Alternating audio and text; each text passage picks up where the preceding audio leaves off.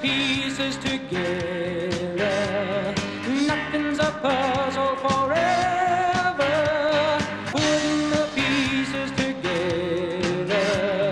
Nothing's a puzzle forever. We're putting the pieces together. I thought about what happened a lot, and you were right to say no. I just wanted to say, well, you were right. Sex isn't something to play with. I needed to hear that. Rob and Melanie, they're good people. And just maybe with both feet on the ground and some common sense, they'll have a good chance of keeping their lives together through their teenage years. That's not as easy as it may sound. One of the biggest reasons for that is the very subject that Rob and Melanie were talking about, sex.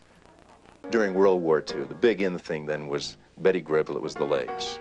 Betty Grable was followed by the Jane Mansfield and the Marilyn Monroes. It was what was up front that counted. Followed later by the hair, Farrah Fawcett. And then after that, it was followed by the buttocks and the hips with the fashion jeans and that constant changing.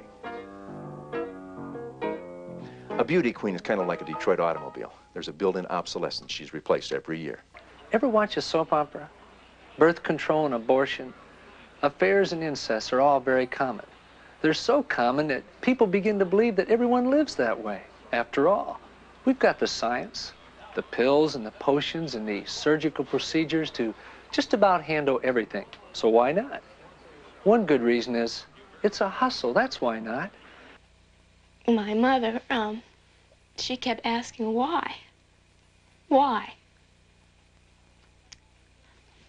Because I wanted to be loved, that's why. Is that so terrible? We weren't in love or anything. It was just there. Well, what could I do? I just wanted to get it over with. It seems like everybody's having sex now. So why not? Ever hear the term used goods?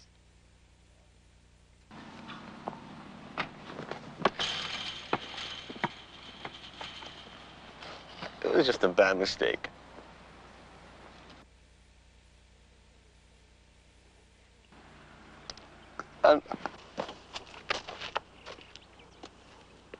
You might do something, but not everybody's doing it, and just because they don't do it, people might think that you shouldn't do that. But if you think that if it's right, you should do it. But if people are trying to pressure you, you really shouldn't do it unless you think it's really right.